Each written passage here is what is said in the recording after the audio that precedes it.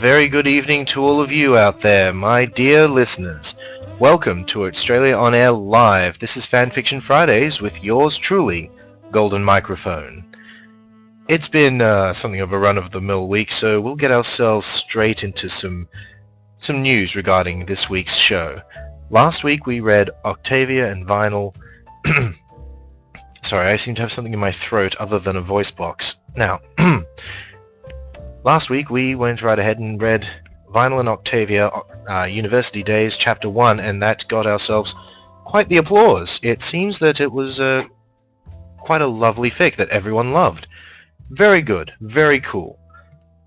We also read Someplace I Belong, and unfortunately, whilst it did get quite a good reception, it's been voted out by you, the listeners. So, unfortunately for the original author, I am sorry, but the listeners have the show this time around. However, that doesn't mean that I'm not going to read it. What I am going to do is I'm going to go right ahead and read it chapter by chapter over on my other channel. I was about to say station. Oh dear. No, on my other channel, Golden Microphone Presents. That's where I keep most of my other projects. Right now, that particular project is a Let's Play of Amnesia: The Dark Descent. Obviously, I'm working through a lot of kinks and bugs to try and get it to work, of course. The latest video being, well, half unable to watch it because of video problems, but it is what it is, and it's what I am attempting to do. So, good news for those who really did like that particular fic, but we aren't able to see it on the this particular show. You'll be able to see it over on Gold Microphone Presents soon. Right now, though, we're going to go on with our favourite fic of the week, apparently. That'll go on to Chapter 2 very shortly, which means that I had to choose a new fiction to read. It's not so much new, but if you were watching at lunchtime today, you will have known that, well, okay, not lunchtime, you'll have known that I picked a new fiction, and this evening, that fiction is of age. It's a coming-of-age story for both Spike and Rarity. When I say coming-of-age, I don't mean, you know, all that teen drama stuff. No. This is proper stuff. This is the stuff that we would praise the writers for having in the show. Absolutely brilliant story writing, and I can't wait to share it with you guys. Okay, that's enough of my favorite fireplace for now. Let's draw back and get ourselves into a seat, relax, draw yourselves a nice glass of water, Chardonnay, Merlot perhaps. Get your bubble pipes out.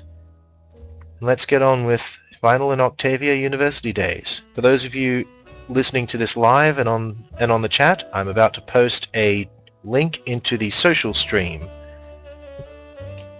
right there, so you guys can go ahead and read along. For those of you who are watching on YouTube later on, you can still read along, but check out the description below. Alrighty then. Music off. And let's begin. Vinyl and Octavia, University Days, Chapter 2. Unknown number calling. Yo, it's Vinyl. How are we going to do this? Octavia sighed and reluctantly added the number to her contacts, having forgotten to do so the day before. Pistols at dawn. The cellist smirked at her own joke. Vinyl. Name a bar and a time, smartass. Rolling her eyes, she replied quickly. Blues Tavern, 7 p.m. And so, as the Manhattan bell rang for the 7th time, Octavia found herself sitting in a corner booth watching the unicorn she despised approach wearing an equally disgusted expression behind dark purple shades. The sounds of a lively bar wafted around them, but the two mares were cold to the happiness of others. Both were expecting nothing more than a few hours of tiring arguments that gradually grew less intelligible as the drinks piled up. But of course, nothing turns out the way we expect. So, said Vinyl, as she sat on the opposite side of the booth, putting the table between them. The situation was more than a bit awkward, so she defaulted to a typical conversation starter. What's up? Absolutely nothing of concern to you, was the short reply. Rolling her eyes behind her glasses, the DJ floated an untouched drink over from a table with a stallion passed out on it. Drink this. Maybe it'll help you pull that stick out of your flank. Octavia shook her head and didn't touch it. I've yet to reach the legal drinking age. You're joking, right? How did you get in here? They didn't ask. I didn't tell. Besides, she folded her hooves, you can't be much older than me. We both came to the university straight from high school, yes? Actually, I kind of dropped out a year early. Vinyl seemed oddly reluctant to reveal that information. That makes sense, smirked the cellist. Hey, I didn't insult you when you refused to drink because you're underage, which is incredibly lame, by the way, so why don't you just try to be less of a snob in return? Very well, she conceded. How did you get into university if you didn't complete the last year of high school then? I spent all of the last year doing this scholarship program thingy. I don't regret dropping out, but I knew I had to do something else or I would just become one of those ponies who waste their lives living off welfare. Octavia raised an eyebrow. Why drop out in the first place if you knew it could jeopardize your future? Shifting uncomfortably, Vinyl looked away. It was just stuff, okay? Let's talk about something else. All right then. So, when's your birthday? In a couple of weeks. Cool. Indeed. An awkward silence arose like a brick wall between them. DJs were made to smash awkward silences. This is such a stupid homework assignment, muttered Vinyl. To her surprise, Octavia giggled in agreement. Hey, I didn't know you could laugh. Oh, how funny. I'm not as boring as you seem to think. Oh, yeah? Vinyl grinned. Prove it. Take the drink. No, I can't. Go on. Don't be such a... You! Vinyl, I'm not joking around. The DJ sighed. Of course you aren't. Fine, be antisocial. See how much I care. Octavia gave her a flat look. I find it a bit silly that you seem to think I can't be social without alcohol. In your case, damn straight. Vinyl eyed the drink mournfully and floated it back over to the other table. She turned back to see Octavia looking at her questioningly. What? Why didn't you drink it? You're old enough. It's not fun drinking alone. Trust me.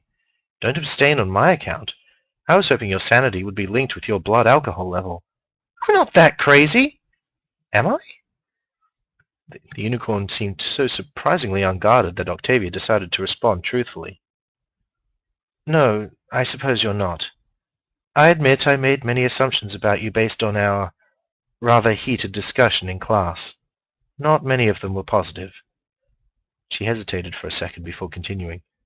But since we seem to be mending bridges, I must ask, am I truly a boring pony? Be honest. Not really. At least not anymore. If nothing else, you're at least fun to argue with, grinned Vinyl. The cellist returned it, chuckling a little. And what an argument it was. That loose comeback was brutal, but awesome. Thank you. I liked how you used the fact that your music is more technologically advanced to nullify my comment about how primitive it was. I have no idea how I did that. The two mares laughed, the tension finally broken and replaced by a much more comfortable atmosphere. Hey, if it's all right with you, can we pretend we had an awful time tonight? Asked Vinyl, leaning back in her seat to get comfortable. Why? I kind of don't want Psyche to think he was right when he said this wouldn't be bad. He just strikes me as the kind to say, I told you so, you know? I must agree with you there. Very well. During class, we shall bicker as if nothing has changed. Agreed? Agreed. And what about outside of class? A faint blush graced Vinyl's cheeks. 'Cause I don't really know any pony else yet, and it would be cool to have some pony to chill with. Octavia smiled warmly. Then I'm glad Psyche isn't here right now, because that's another thing we have in common. What about all your high school friends? Didn't any come to university?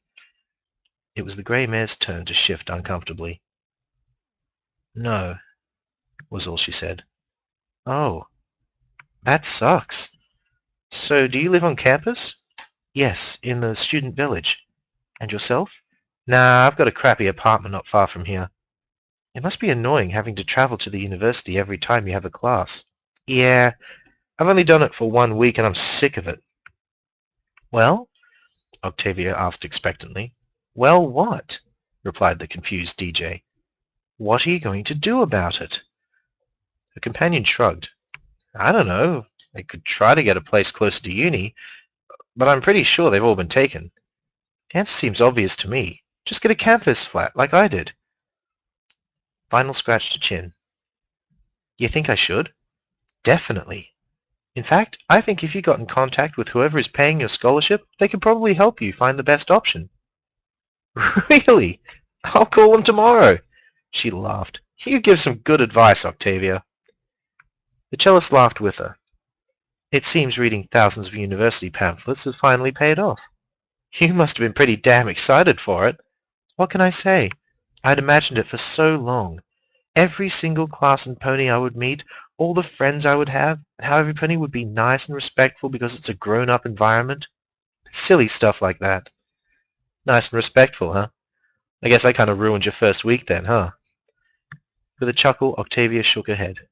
Don't worry, you've made up for it already. I have? All I've done is sit here and chat. Vinyl frowned. Yes, well, I'll tell you another time. It's boring, anyway. The cellist brushed a few strands of dark hair out of her eyes and looked away. I'm seriously doubting my idea of what boring means, so why not tell me? It's sort of personal. Oh. A brief pause followed, yet it was understanding rather than awkward. It's all right. You don't have to tell me if you don't want to. No, you should probably hear it. I can't just say something like that and then not explain. You sure? Yes. She took a deep breath.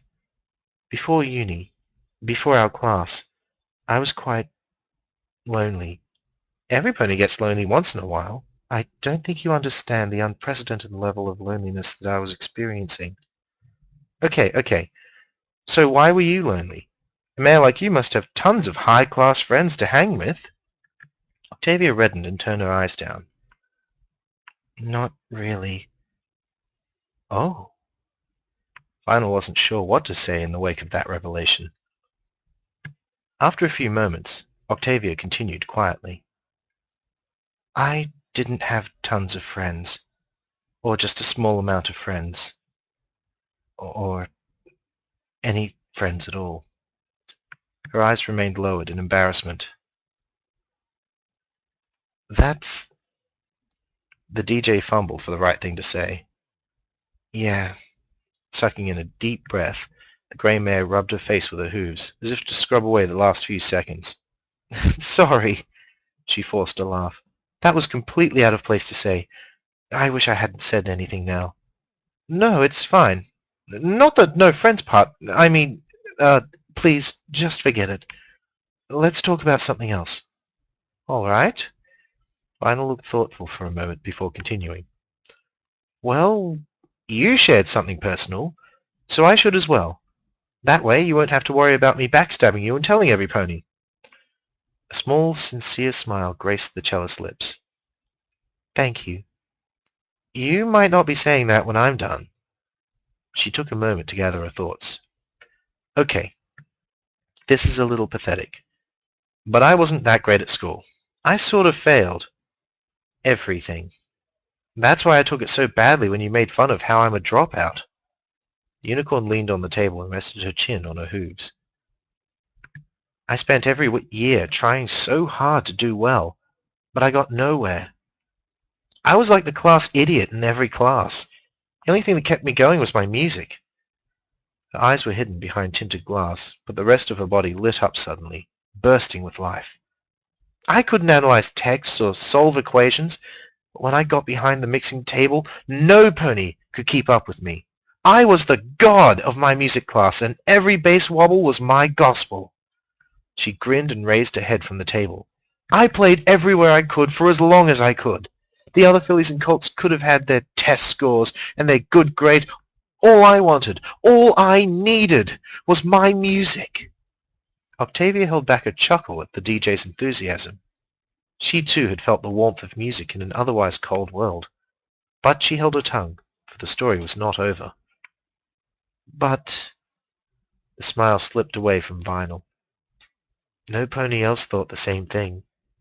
I needed a good report to go on to study music at university, and that just wasn't going to happen. At the end of the year, they told me I needed to keep me... They needed to keep me down a grade because I wasn't passing anything except music. My only other choice was to drop out and try to find my own way to uni. So I did. Reaching across the table, Octavia touched the DJ's hoof with her own. Thank you for telling me.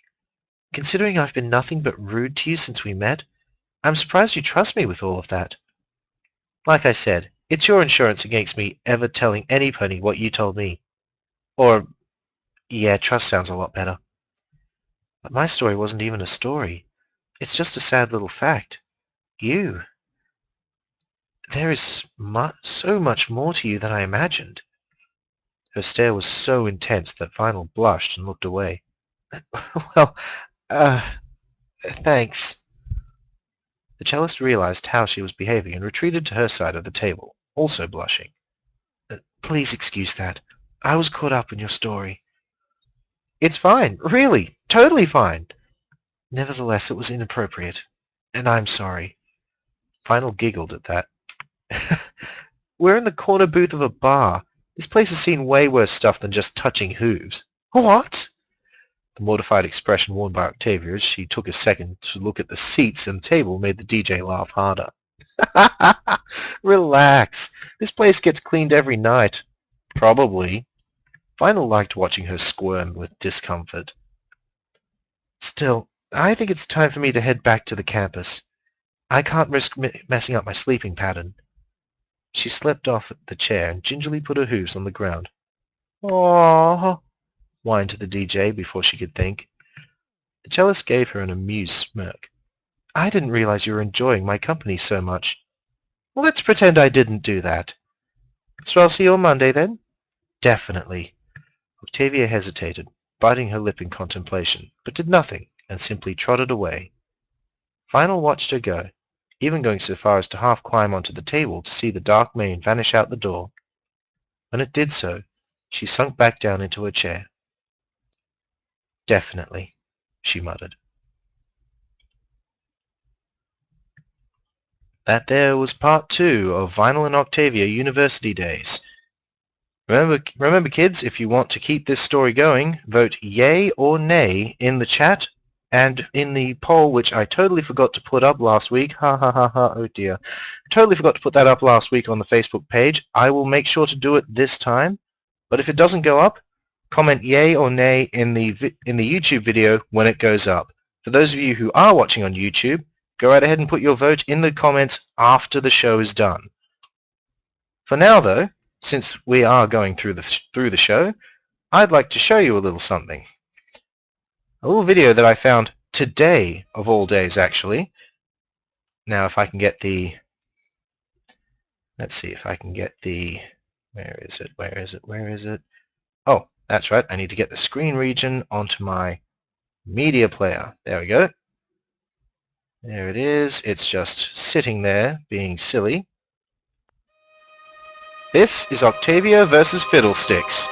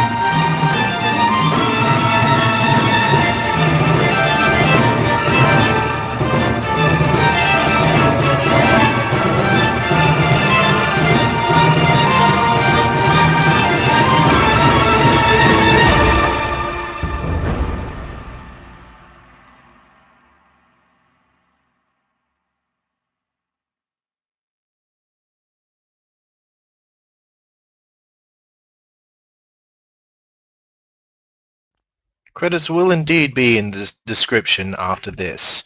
Thank you very much. So, what did you think?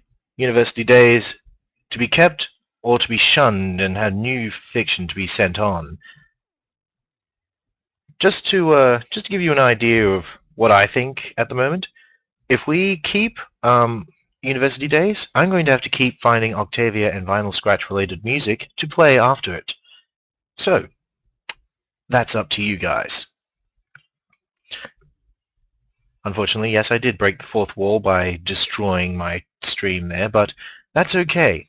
That's okay. Because we're going on to the next song, which should indicate what the next fiction is all about. Yes, before I go on though, University Days is available on FanFiction.net, as always, and the author of destroying my tongue here apparently. The author of this fiction is, as always, DawnFade. Check them out. They do really good work. Fantastic work. Okay, the next song coming up is a favorite of mine and has been heard at 2 PonyCons already. This is by Core, Dragons Can't Dance.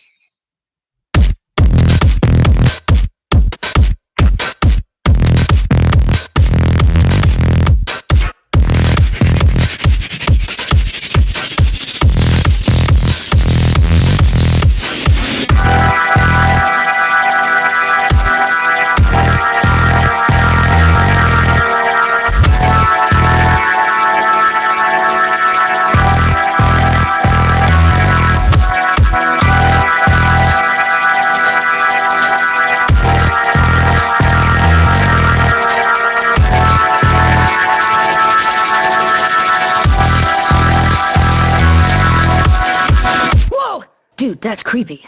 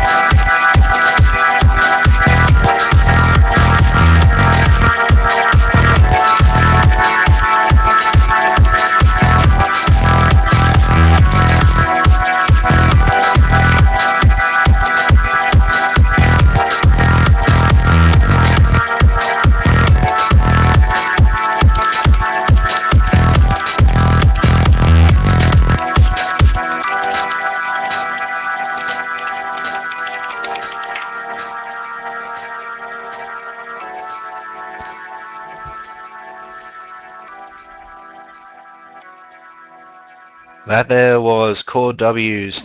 Well, that there was Core W's Dragons Can't Dance, the original mix, which has been heard at 2 PonyCons already, and hoo boy, it's good. It is very good. As I've said in the chat, the trivia for this particular song is that it was denied an EQD entry because it was deemed not pony enough. I will admit, I do agree with their judgment that it isn't quite pony enough. However, they really did miss out on a fantastically catchy track. So that's their bad, their loss, our gain. For those of you in the chat who have been asking for Octavia versus Fiddlesticks, you will have all of the links when the video goes up on YouTube later on. It's going to be good. For now, we're going to go on with the next piece of fiction called Of Age. I'm going to give the chat people the full link here, actually in the social stream if you would like to switch over to there. I've just posted it up now, so have a look-see. For all of you listening in on YouTube after the show, of course, the link is in the description below. Because this is going to be a new fiction that we're reading, this is going to be the interesting point where our listeners, as well as you, get to decide whether this fic stays or it goes. Oh, and one more little thing. Next week, I'm going to have a special guest on the show. I believe you may all know her as Moons. She's one of the heads of the Sydney convention, which is coming up in a couple of months' time, which I will be emceeing at. Hooray! That's going to be good. But yes, we're going to have a Sydney representative on the show next week, so look forward to that. Have your questions ready, and so on and so forth. There will be promotional material, so keep your ears and eyes open. Okay. We're going to start with the blurb for Of Age, which is just there on the front page. You'll see that. When Rarity writes to Princess Celestia inquiring after how dragons age, she gets a plea for help in reply. A war is brewing, and Princess Celestia thinks Rarity's the one to stop it. Now, still completely uncertain what her feelings for Spike are, or if they're even plausible, she's off to meet with his distant relatives to negotiate a truce between the dragons and the sea serpents before the world gets caught up in their destructive clash. Unrelated to How to Woo Your Lady or any of my other fics. So, Rarity's off to stop a war. Congratulations! Here's the setup. Chapter 1 of Age. Dear Princess Celestia. Rarity lowered her large feathered quill and stared at the paper in front of her. Was this really what it had come to? She slumped her shoulders. Yes. Yes, it was. Rarity sighed her most dramatic, drawn-out sigh, even though she was alone in her shop. It was just her luck that Twilight, the keeper of any and all books a pony could dream of, had no books on the life history of dragons. It was just her luck that none of the doctors in Ponyville, not even the veterinarian, knew anything about the growth rate of dragons. It was just her luck that dragons clearly had some odd method of maturing that made it impossible for her to figure out Spike's relative age to her. To her and her friends, of course. Rarity pushed the letter far away from her across the table. It was just her luck that Applejack had to walk in on her and Spike's luncheon. Now, they weren't doing anything beyond sharing a plate of hay fries, but Applejack had raised an eyebrow, and Rarity had known she hadn't heard the end of it. Sure enough, later that evening, just as she'd finished tucking away her thread for the day, Applejack arrived at the shop. Hey, Rarity! Hello, Applejack. I don't have long, so I'm going to cut to the chase. You should be really careful, with Spike. Why, whatever do you mean? I mean spending extra time with him, treating him special. You're going to give that little guy ideas. He's so young, and you know how the kid feels about you. Rarity lifted her head high, pushing the memory to the back of her mind. While Applejack's words cut deep as diamond, there was no use obsessing over them. She was already doing all she could to figure out just how much of a kid Spike really was. The unicorn magicked the letter back over to her and looked down at it once more. Dear Princess Celestia, today I am writing with an inquiry rather than a report. Twilight was uncertain, so I was wondering, on the behalf of Spike, of course, if you knew the growth rate of dragons and the age at which they reach maturity. Rarity let out a groan, dropping the letter on the table. No matter how innocently she tried to phrase it, her question still sounded like it was in very poor taste. For a second, she imagined Applejack somehow getting a hold of the letter, and her face flushed. You know how the kid feels about you, Applejack's voice repeated in her mind. Yes, she did know how the... Rarity jabbed her quill into her inkwell harshly. Applejack just couldn't be right. Spike wasn't a kid. Not really. He was older than Sweetie Belle at the very least. And who knows how much aging is done inside a dragon egg anyway? It's a well-known fact that different species mature at different rates, after all. Spike was obviously old enough to encompass the body of a full-grown, monstrous dragon. His birthday proved that. He couldn't have achieved that if he was truly still a baby, at least not by the pony standard definition of baby. No way! He... The ink dripped off the quill, slowly falling back into the inkwell that Rarity hovered her pen over. She watched each drop fall, trying to use its steady rhythm to keep her breathing in check. She wasn't really having feelings for a child, was she? No, she couldn't be. Rarity jabbed the quill into the inkwell once more. Spike was... he was far more mature than the fillies and colts that ran around Ponyville. But how to prove that to the world? If some pony who knows him as well as Applejack couldn't even see it, how would any pony else? The shadows in her shop got longer and longer until it was clear that the day had drawn to a close. Rarity magically lit several lamps, providing enough light to illuminate her immediate area and the letter in front of her. She had to finish it. She had to know. Taking a deep breath, she went back to writing. Dear Princess Celestia, today I am writing with an inquiry rather than a report.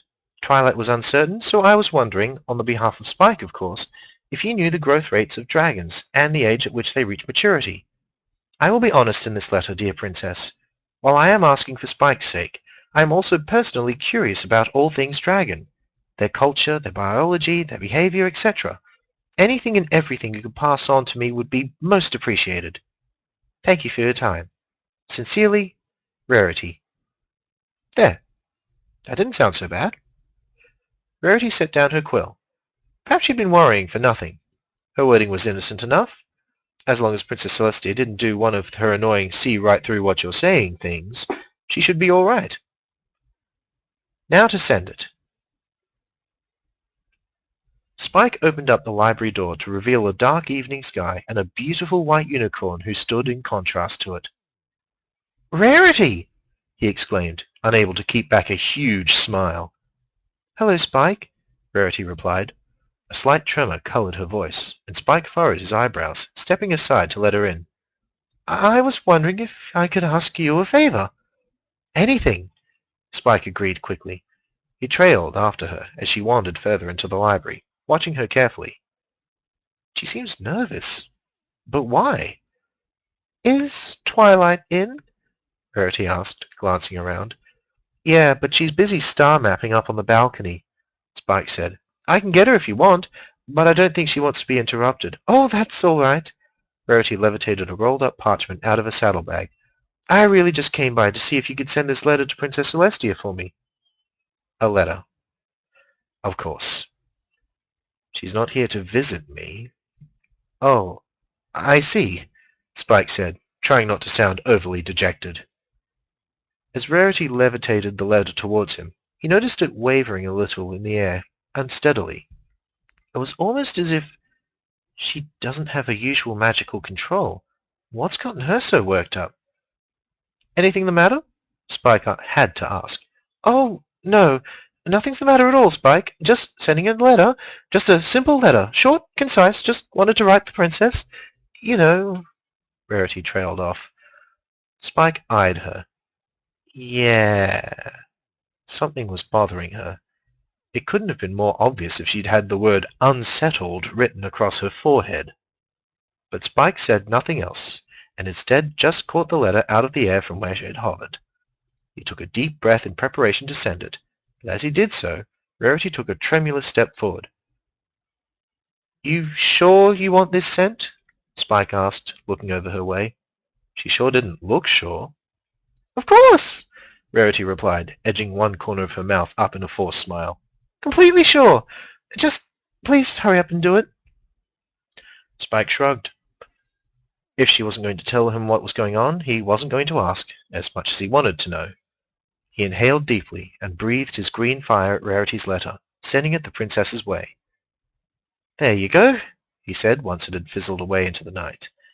Rarity's smile relaxed into a more genuine expression. "Oh, thank you, Spike." She bent down and nuzzled his cheek. "You're always so quick to help out." His world blurred, and Spike temporarily forgot all about whatever weirdness had been going on with Rarity as he leaned into the warmth of her cheek. Rarity's smell wrapped around him, and he had to struggle to stay upright on his feet. "Yeah," he managed to say. "You know it's never any problem helping you." "I know," Rarity whispered. She pulled back and looked down at him. The worry was back, Spike noted. Just barely. It was just a little crease in her eyebrows. "Spike, how... that is to say, if you were... that is, compared to..." The unicorn bit her lower lip, her hooves dancing slightly. "Yes?" Spike asked. Half of him wanted to help her worry go away, but the other half was wondering how he could get a picture of her with that adorable expression on. Oh, the indecisions of love. "Never mind," Rarity said, stopping her hooves from moving. "It's nothing. I'll just be going now." She began walking back towards the door. "You could stay, you know," Spike darted after her. "Twilight's been boring tonight. I could use the company. I've just finished baking a batch of cookies." He cut in front of her, looking up hopefully. Rarity smiled down at him. "Oh, thank you, Spike, but I think it's for the best if I go home now. I have a big day planned tomorrow, and I will need my beauty sleep. Another time?" "Aw." Spike didn't bother to hide his disappointment. "All right. Another time. That's a promise." She blinked fondly at him, and Spike's insides scrunched up, gleefully flipping over themselves. "It's a promise," Rarity said. "Have a good night, my little Spikey Wikey." Spike stepped to one side and led her out the door. "Good night, Rarity." He watched her walk away into the night and sighed to himself. "How did I ever get so lucky? She could just ignore me, especially after I..." His face flushed a little, remembering how he'd pretty much spilled his feelings for her back on his birthday. Well, after that whole incident. But no, she doesn't ignore me. She's even sweeter to me than she was before. Spike stood at the door, watching the darkness for long after Rarity left, allowing the cool nighttime breeze to flow in around him. Aloysius hooted his annoyance at the cold from his perch behind Spike. The bird was finally awake, at least. Twilight had been asking after him for over an hour now. Speaking of birds, though, "That's enough mooning over your crush for the night, Spike," the dragon told himself, heading back inside. "Pee-wee needs to be fed." Spike headed upstairs to take care of his littlest charge, replaying his encounter with the Rarity over and over in his mind, especially the cheek-nuzzling part. Why would she do that if she didn't care? At least a little. Rarity wasn't an easy pony to understand, but Spike had allowed himself the tiniest of hopes of late, the tiniest of hopes that she might feel something for him in return. After all, she didn't treat any of her other friends the way she treated him. Rarity dropped a silk flower on the floor, startled as a knock sounded on her shop door. Spike walked in half a moment later. "Good morning, Rarity." The dragon sounded chipper. Good morning," Rarity stammered, staring at the rolled-up letter he carried with him. She abandoned the hat she'd been working on and trotted over to the dragon quickly. "Has Princess Celestia written back already?" "Got this morning."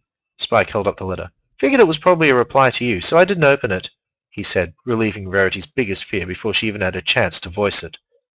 Her shoulders relaxed. "Why, thank you, Spike," Rarity replied. "Such a gentle colt." She graced him with a smile and watched him melt a little. Then she frowned slightly as Applejack's words came back to haunt her. She chased those words to the far corners of her mind. "He's not a child. I don't care what any pony thinks. He might be a baby by dragon standards, but as far as ponies go—" Rarity snatched the letter out of Spike's grasp, perhaps a bit too greedily, as the dragon stepped back in surprise. "Important, then?" Spike asked. Yes," Rarity said. No reason to lie about that, at least. "All right," Spike replied. "Then I'll let you get to reading it." He turned to go, and a sudden panic rose up in Rarity. "Spike, wait!" she called out. "What happens if I read this and the princess says, what if... She swallowed hard. "Spike, I—" The dragon stood in her shop doorway, tilting his head at her. Rarity winced inwardly. How could she ever put into words to Spike what she couldn't even sort out for herself? I just wanted you to know that you... Rarity blabbered. To cope with the utter embarrassment she was feeling, a little part of her mind envisioned her smacking her head into a wall repeatedly. "I just want you to know that you're a good friend to me, Spike," she finished lamely. "Oh, okay," Spike said. There was silence. "Anyway, I hope you enjoy the rest of your day," Rarity concluded.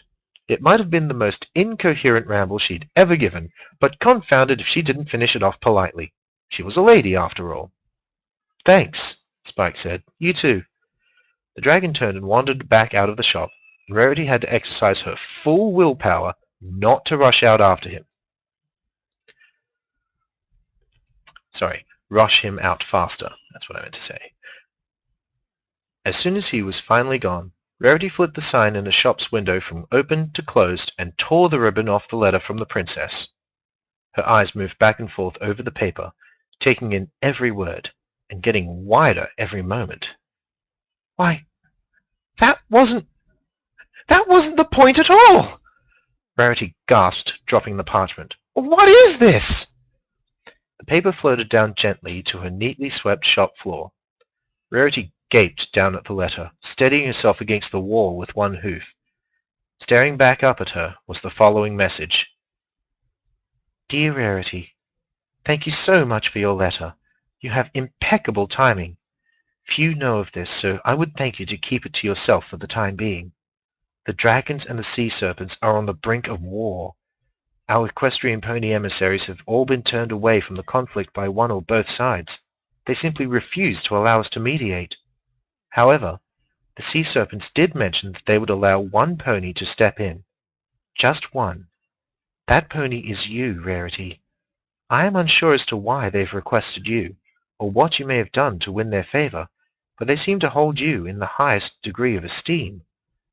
I was on the fence as to whether I should contact you and request your help when your letter arrived. Your expressed interest in dragon culture and society was a clear sign that I could indeed rely on you for this important mission. If you feel comfortable accepting this task, please meet with me in Canterlot tomorrow at noon. I will explain everything then. If you do not feel comfortable, please consider meeting me anyway, to gain a better understanding of this situation. Thank you for your time. If you would, please send a response back via Spike, and please do not mention this to him or any pony else. This is a matter of utmost secrecy. Sincerely, Princess Celestia." Rarity stared at the letter on the ground. "A matter of utmost secrecy. Please send a response." The unicorn sat back, her mind racing. "Opal, dear, how do you feel about spending tomorrow at Fluttershy's?"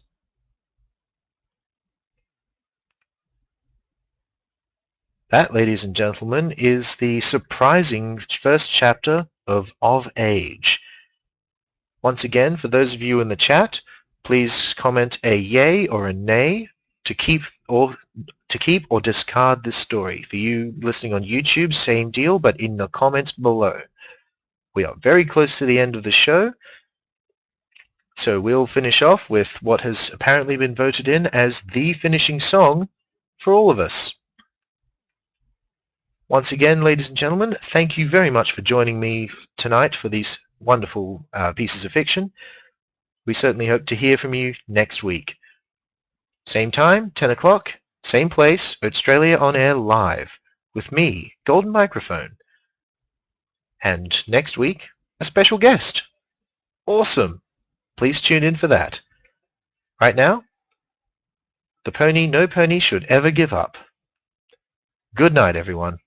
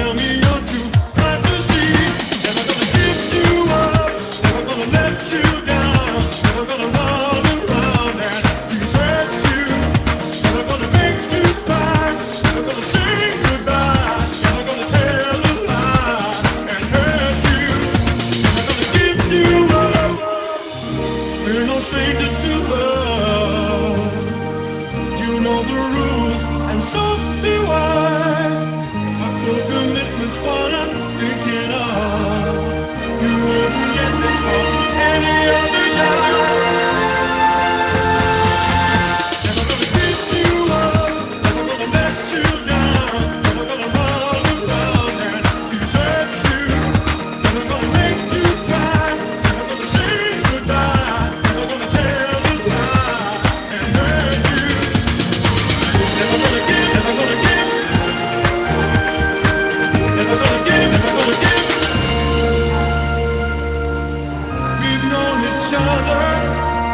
for so long. Your heart's been aching back.